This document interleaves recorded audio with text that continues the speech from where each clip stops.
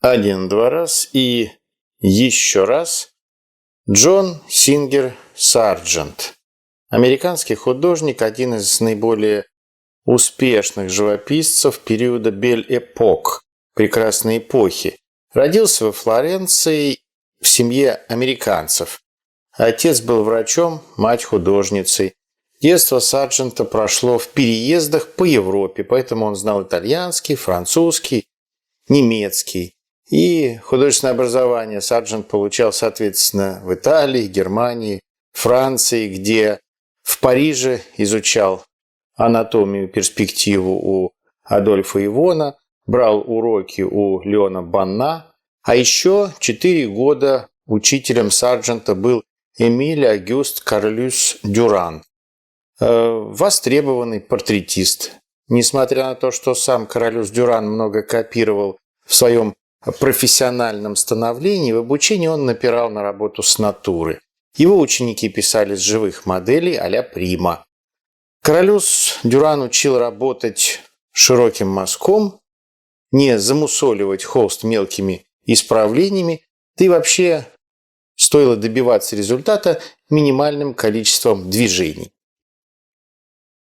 В нанесении краски нужна точность и смелость. Начинать с общего цветового пятна, а не с линейного рисунка. Сразу задавать основные отношения света и тени, теплые и холодные оттенки. Не исправляй, переписывай. Но если мазок не получился, лучше убрать его и положить новый, чем пытаться подправить, реанимировать старый. Так есть надежда сохранить свежесть живописи.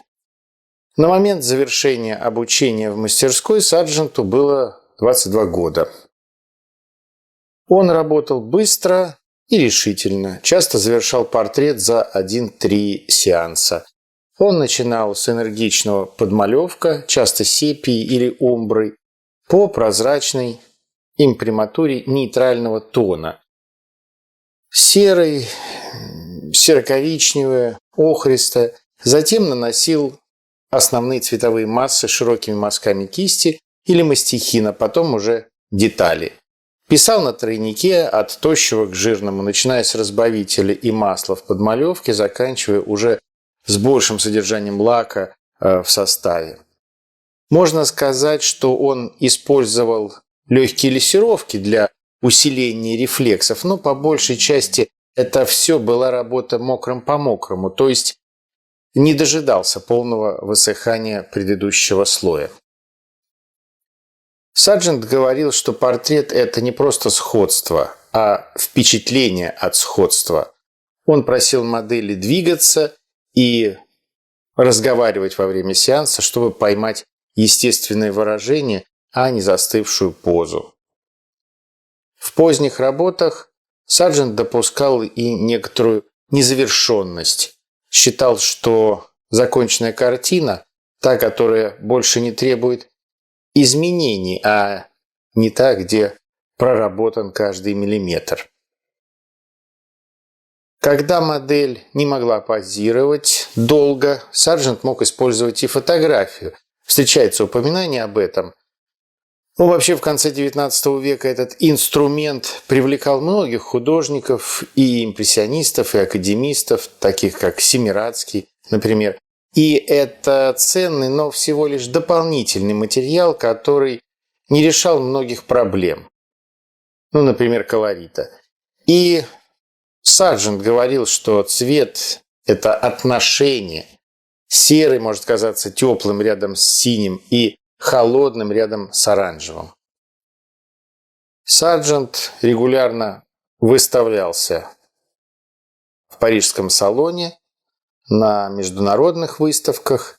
Его называли Ван Дейком нашего времени, и к 30 годам он действительно стал самым модным портретистом французской столицы.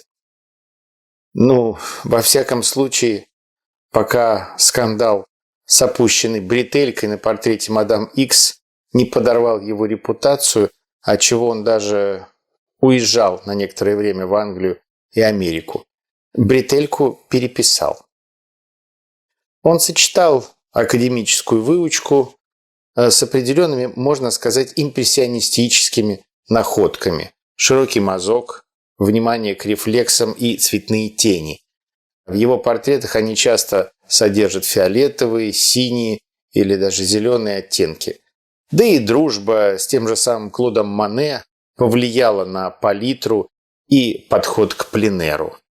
Как и Моне, он рассматривал живопись как серьезный детальный эксперимент. Для сложных композиций он тщательно выстраивал постановку, пробовал разных натурщиков. Например, для картины 1885-86 годов «Гвоздика, лилия, лилия, роза» – это слова популярной такой романтической песенки, из нее складывается название. Картина была написана в живописной английской провинции, в так называемой художественной колонии Бродвей, в Эбботс Грэндж, в доме друга Сарджента Фрэнсиса Дэвида Миллета. Идея картины пришла к Сардженту в том же 1885-м, когда он, путешествуя по Темзе, увидел вот эту игру света китайских фонариков. Это, кстати, второе название картины. И они здесь на картине играют ключевую роль. Искусственный свет в окружении белых лилий и платьев двух девочек-сестер. Такого белого, который, конечно, не белый, но фактически он флуоресцирует в вечернем свете. Очень непростая задача, которая не была решена с наскока. Это уже не та быстрая а-ля Прима времен мастерской Каролюса Дюрана. Изменение финишной фактуры, заметное на макрофрагментах, показывает, что даже в теневых местах Сарджент переписывал куски, меняя направление мазков, ища цвет, тон и пластику линий. Ведь для решения подобной задачи художнику уместно вспомнить и применить, скажем, теорию общего тона Крымова, то есть понизить общий тон, светосилу сцены, никаких чистых белил, да, и вспомнить эффект Пуркине, то есть использовать для естественного вечернего освещения палитру фиолетово-зеленый, а для фонарей красный-желтый. То есть непростая задача по цвету и тону, да еще и внутри жанровой композиции. Это вам не просто цветочки написать, цветочками развлечься. И такой вызов натуре был подхвачен профессионалами, собратьями по кисти. Картина запустила своего рода челлендж. Разные художники повторяли сюжет в близких и отличных от Сарджента интерпретациях. Все по-своему решали проблему светосилы и, главное, цвета.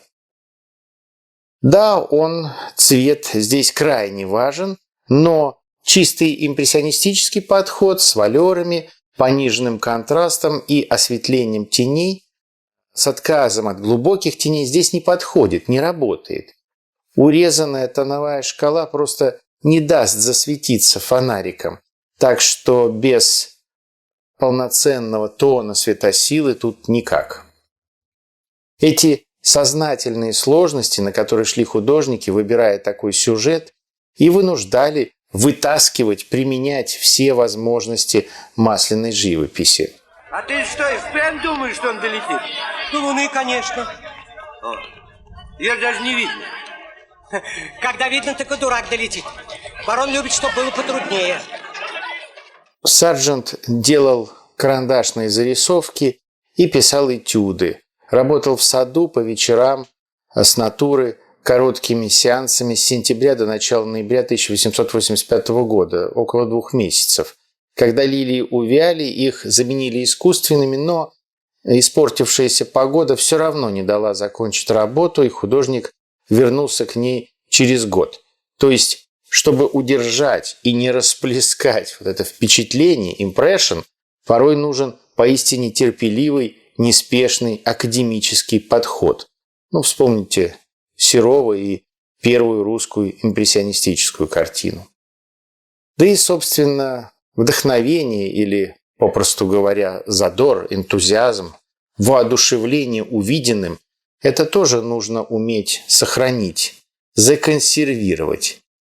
И хотя критики и ругали Сарджента за некоторую французистость стиля, Британская Королевская Академия приобрела картину для галереи Тейт почти сразу после окончания летней выставки 1887 года, где она была представлена публике. Сарджент написал 900 картин маслом и 2000 акварелей. Он повторял, что главная практика – рисуй каждый день, даже если это всего лишь набросок чашки на столе.